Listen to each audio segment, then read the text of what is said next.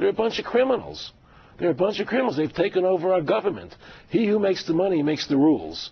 And because these guys make the money... Golden rule. It's the old golden rule. Yeah. And because these guys make the money, they control our government, both the Democrats and the Republicans. And it doesn't matter whether Hillary Clinton's in office or George Bush is in office, the same things are going to happen. There are minor differences, but essentially the same thing is going to happen. Well, you should be frightened because these people are controlling our lives.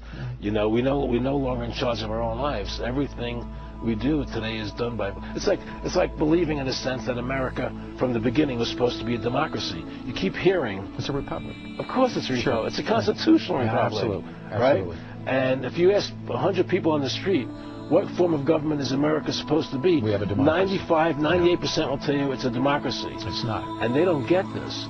A democracy, 51% control 49%. It's tyranny of the majority. I wouldn't want to be part of the 49%. In our constitutional republic, 99% of the people couldn't take away the rights of 1%. You have rights because you were born. You had God-given human rights. They're your rights. Intrinsic rights as a citizen. Intrinsic rights. And the government can't take them away. You must understand something.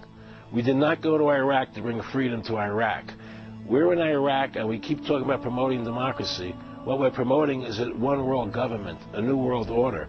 When they use the word democracy, just take that word democracy out and put in New World Order, One World Order, globalization.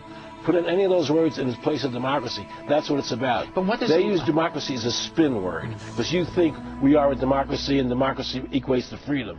Democracy does not equate to freedom. Understand that. And it's the same as the election, the Palestine. Exactly. You got it. What's the ultimate aim? And what does it look like when they get there? If what you say is true and what others say is true, and there's many, many people that believe as you believe, I'm sure you know that, what does it look like when they get there? Well, I can tell you, I was friends with one of the Rockefeller family, okay?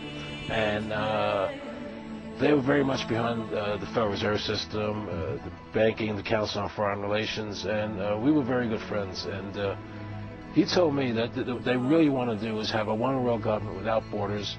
First you have the European Union, the European Constitution, the EU. which the European people voted down, by the way, but they're doing it anyway. Yeah. Now they want the North American currency. Union. Right. Then they have the one currency. Now they want to do they have the their own standing army. Yep. But now they want a North American Union. Yeah. And then what they want to do is bring everybody together under one. The Amero is there. The Amero, the currency, exactly. I didn't know it is there. And so their plan is to have a government for the world. They want to do it through the UN. Right? And have everybody on this earth implanted with an RFID chip. Do you believe that? I know that. Didn't you hear the congressman, the senator, asking the Supreme Court justice how he's going to rule on that in my clip? You think he asked them for no reason? They're already implanting people with chips. The national ID card, which becomes law by May 2008, it's going to have an RFID chip in it.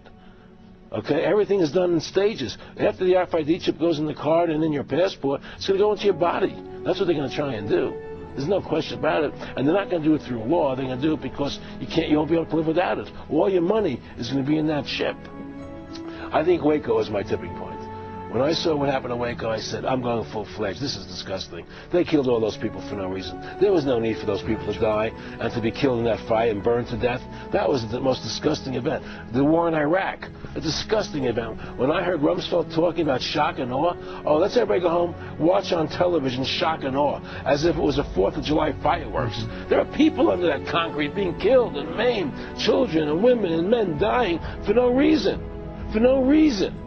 You know? I had a friend, one of the Rockefellers, he said to me, Aaron, what do you think women's liberation was about? And I said, I think I had conventional thinking. And I said, I think it was about women having equal right to work with men, equal pay, you know. He said, you know what, Aaron, you're an idiot. And he started to laugh at me. I said, what do you mean? He said, you want to know what that was about? So tell me. He said, we, the Rockefeller Foundation, financed that women's lib movement. You want to know why? For 2 reasons. Half the population wasn't taxable before. And the second reason is, now the kids go to our schools at an early age, and we mold them. There's no more family at home to take care of the kids. The state becomes the family now, Aaron. You get it? And that's how this country is working. It's run by evil. It's run by evil forces. And people in this country better wake up to the truth and save this country from what's happening.